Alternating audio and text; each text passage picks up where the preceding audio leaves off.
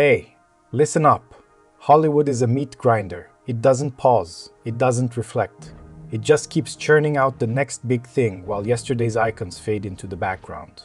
Careers explode onto the scene, dominate for a while, then quietly lose their grip as fresher faces steal the show. Some adapt, others. They start whining about how the system screwed them over from the start. Scarlett Johansson is deep in that whining phase now, and Sydney Sweeney, she is still ascending boldly, confidently, and without a single apology for owning her power. And that contrast, it is exposing the rotten hypocrisy at the heart of modern Hollywood.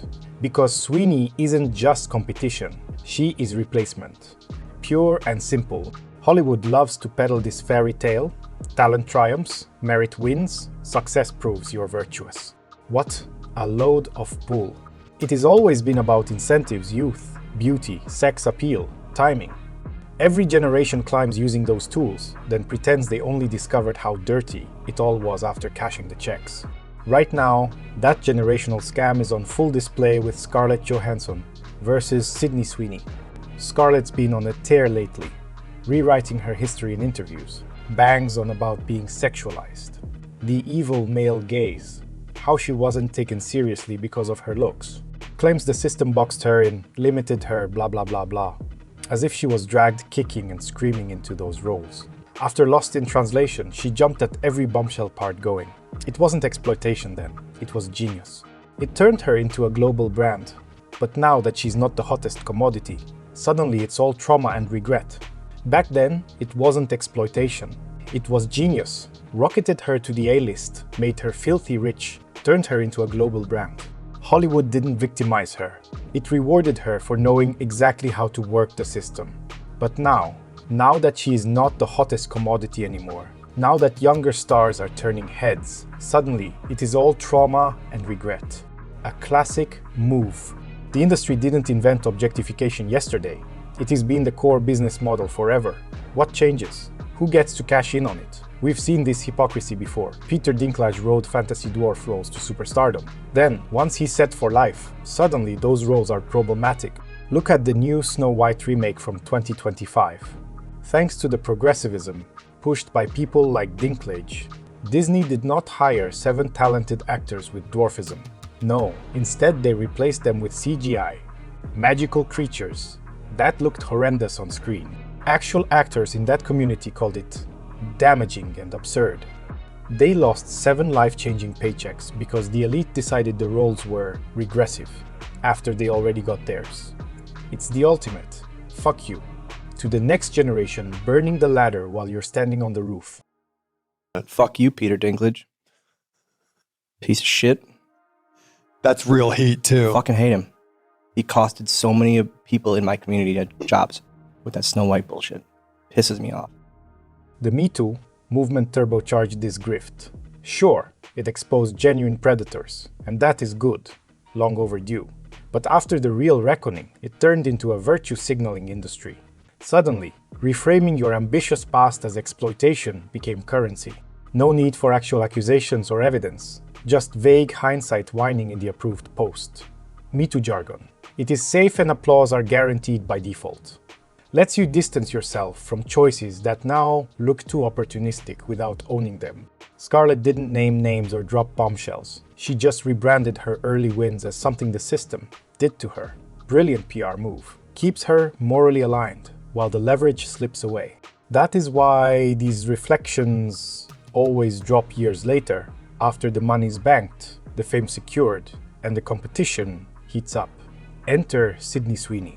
She's not playing that game, not rejecting MeToo outright, just not using it as a crutch to rewrite her story.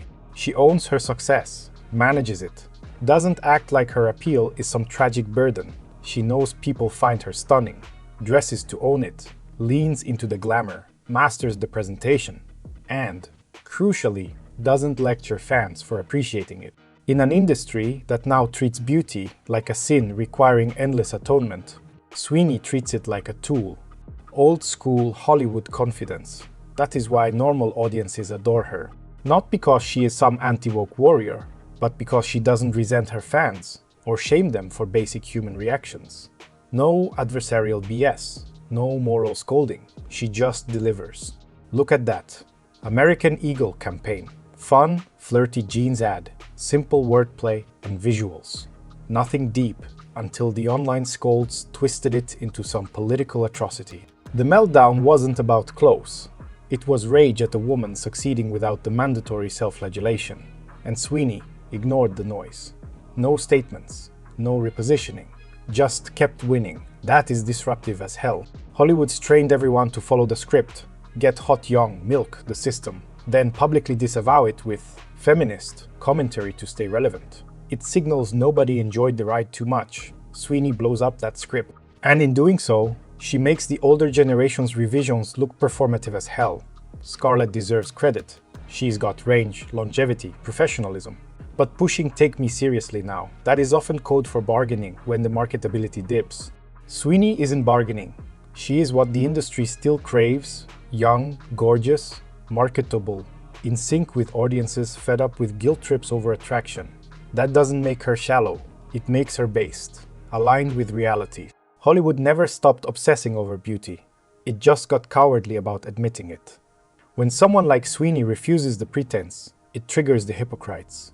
And let's talk about the blokes, because the hypocrisy doesn't stop with the women. Chris Hemsworth didn't cry exploitation over going shirtless in Thor. He didn't just go shirtless, he destroyed his health. For Thor, Love and Thunder, Taika Waititi bragged about flicking Thor's clothes off to reveal him completely naked. The female audience did not just gush, they fainted in the theater aisles. In the first Thor, there was one mandatory shirtless scene. Ken Branagh nearly cut, but Hemsworth insisted on it because he de-worked for 8 months. By the movie Love and Thunder, it was a full screen pixelated for the trailer. God bod moment. Do we here think peace is about the female gaze or Hemsworth being reduced to meat? Of course no. We get top 10 thirst reaction compilations. Jason Momoa also owned the physique shots in the Aquaman movies, having similar success to Chris Hemsworth in the female gaze department. Then there's Zac Efron. The guy was objectified to death as a teen heartthrob. But look at the timeline of events. From 2006 to 2012, this was the pretty boy era, narrow jaw, soft features. From 2013, this was the turning point. He shatters his jaw on a granite fountain, requiring massive reconstructive surgery. From 2021, the Earth Day meltdown started. His face looked radically different, wider jaw, overdeveloped masseter muscles, a far cry over his previous pretty boy face. From 2024 onward, the Iron Claw transformation. Efron did not declare war on his fans or claim the system broke his face to sell tickets. He just evolved. He understood the deal, exposure for power. He worked through the injury and the physical demands of the industry without rebranding his past as a tragedy. They get the deal, exposure for power. The divide here isn't morals or talent. It is timing and attitude. Scarlett's managing fading leverage. Sweeney's riding the wave up. That is why this comparison stings. Hollywood hates reminders. It is a cycle.